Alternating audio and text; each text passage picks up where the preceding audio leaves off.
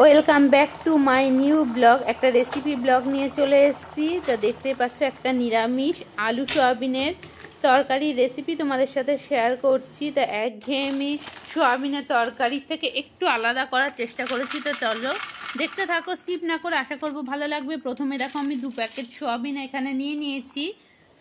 তো জল গরম বসিয়ে দিয়েছি, কড়াইয়ে দিয়ে দিচ্ছি লবণ আর দেবো সয়াবিনগুলো। তো সয়াবিনের মধ্যে একটু লবণটা ঢুকে যাবে, তো সেই জন্য জল গরমের সাথে দিয়ে দিয়েছি, চাপা দিয়ে দিয়েছি। এদিকে আমি আলু দিয়ে রান্না করব, তার জন্য আলুগুলো কেটে নেব।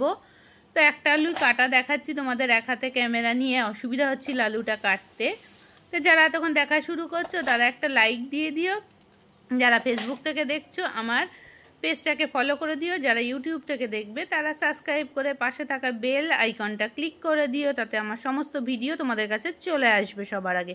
তো এখানে দেখো কথা বলতে বলতে সয়াবিন সেদ্ধ করে জল ঝরিয়ে নিয়েছি। এখন দিয়ে দিচ্ছি সর্ষের তেল। এই রান্নাটা আমি সর্ষের তেলেই করব। দিয়ে দিচ্ছি 2টো শুকনো লঙ্কা ফোড়নে, 2টো এলাচি, অল্প একটু দারচিনি দেব ফোড়নে, আর দিয়ে দেবো সামান্য পরিমাণে জিরে। তো চলো এখন রেসিপিটা স্টেপ বাই স্টেপ দেখতে থাকো। আলু গুলো ভাজতে দিয়ে দিয়েছি। আর এখন দেখো নিয়ে নিয়েছি একটু আদা, সেই আদাটাকে আমি কেটে নিচ্ছি। তো আদাগুলোকে আমি পেস্ট করে নেব। তো আদা নিয়েছি এখানে, লঙ্কা, টমেটো সমস্ত কিছু দিয়ে একটা স্মুথ পেস্ট বানিয়ে নেব। তা আরও একবার দেখো মিক্সি জারটা ঘুরিয়ে নিতে হবে। মশলাগুলো হয়ে গেছে, আলুগুলো লাল করে ভেজে নিয়েছি দেখতে পাচ্ছ। এখন মশলাটা দিয়ে দিলাম আর সয়াবিনটা দিয়ে দিলাম। এবার একসাথে মশলার সাথে আলুর সাথে সয়াবিনটা ভালো করে ভেজে নিচ্ছি। কেউ স্কিপ করবে না, স্কিপ করলে আমাদের ভিডিও অনেকটা ক্ষতি হয়ে যায়। তো দেখো এখানে দিয়ে দিলাম কাশ্মীরি লঙ্কার গুঁড়ো, সামান্য পরিমাণে হলুদ, জিরের গুঁড়ো, আর একটা লাইক দিও। একটা লাইক আমাদের অনেকটা উপকার করে। তো চলো স্কিপ করবে না, আর সবাই অ্যাড সমেত দেখবে। অ্যাড স্কিপ করলেও আমাদের অনেকটা চ্যানেলের ক্ষতি হয়ে যায়। তো চলো দেখো মিক্সির জারটা ধুয়ে অল্প একটু জল দিয়ে দিলাম। মশলাগুলো এখন ওদিকে কষাতে থাকবো। এখানে কয়েকটা কাজু বাদাম নিয়ে নিয়েছি, আর 1 চামচ মতো দেখো নিয়ে নিয়েছি চালমগজ। তো এটা দিয়ে একটা পেস্ট বানিয়ে নিয়েছি। এবার এই পেস্টটাও ঢেলে দিচ্ছি। তো গ্যাসের আঁচটা একদম কমিয়ে দিতে হবে। মিক্সির জারটা ধুয়ে দেখো একটু জল দিয়ে দিলাম। যেহেতু কাজু বাদাম আছে, একটু জল না দিলে ধরে যাওয়ার সম্ভাবনা থাকে। এবার পরিমাণ মতো লবণ দিয়ে দিলাম, একটু চিনি দিয়ে দিলাম, আর একটু দিয়ে দিলাম লঙ্কার গুঁড়ো, কারণ ঝালটা খুব একটা বেশি হবে না। কাঁচা লঙ্কাগুলো খুব বেশি ঝাল ছিল না, তো তার জন্য একটু লঙ্কার গুঁড়ো দিয়ে আবারও মশলাটাকে কষিয়ে নিচ্ছি ভালো করে। যতটা ভালো করে মশলাটা কষানো যাবে ততটাই ভালো হবে রেসিপিটা খেতে। এখন নিয়ে নিচ্ছি টক দই।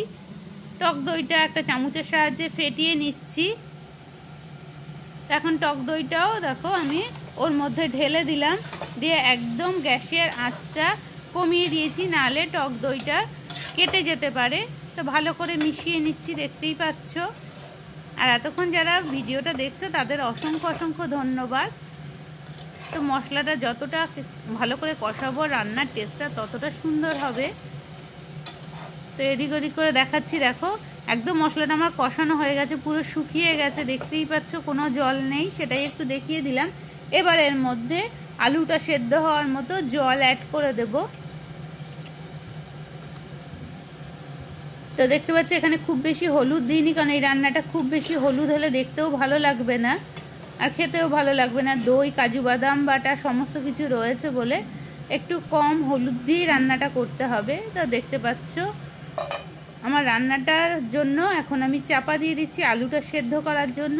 তো ঢাকনা খুলে নিয়েছি, আলুটা সেদ্ধ হয়ে গেছে দেখতেই পাচ্ছ। তা একদম নিরামিষ এই রেসিপিটা ভাতের সাথে বা রুটি, লুচি, পরোটার সাথেও ভালো লাগবে। একটু মাখা মাখা হলে বেশ ভালো লাগে খেতে। তো এই দেখো আমার রান্নাটা হয়ে গেছে। এখন ওপর থেকে দিয়ে দিলাম 1 চামচ ঘি। নিরামিষ রান্নায় ঘিটা অবশ্যই ব্যবহার করবে। আর এখানে আমি গরম মশলা ব্যবহার করিনি, তোমাদের ইচ্ছে হলে করতে পারো। তো আমার রান্নাটা একদম রেডি হয়ে গেছে। রান্নাটা কেমন হয়েছে অবশ্যই কমেন্ট করে জানাবে। আর তোমাদের মিষ্টি মিষ্টি কমেন্ট করতে আমার তো খুবই ভালো লাগে। তো চলো আজকের মতো রেসিপিটা একদম কমপ্লিট। কেমন লাগলো একটা কমেন্ট করে জানিও। আজকের ভিডিও থেকে তোমাদের কাছ থেকে বিদায় নিচ্ছি। আবারও দেখা হবে নতুন কোনো ব্লগ ভিডিও বা রেসিপি ভিডিওর সাথে। ততদিন সবাই ভালো থেকো, সুস্থ থেকো আর সাবধানে থেকো আর আমার সাথে থেকো। তো নিরামিষ সোয়াবিন আলুর তরকারিটা একবার এরমভাবে ট্রাই করে দেখবে, সত্যি খেতে খুব টেস্ট হয়। একঘেয়ে সোয়াবিনের তরকারি সবসময় ভালো লাগে না, আর নিরামিষ মানে একরকম হবে সেটাও না, এইভাবেই করতে পারো। তো চলো টাটা সবাইকে।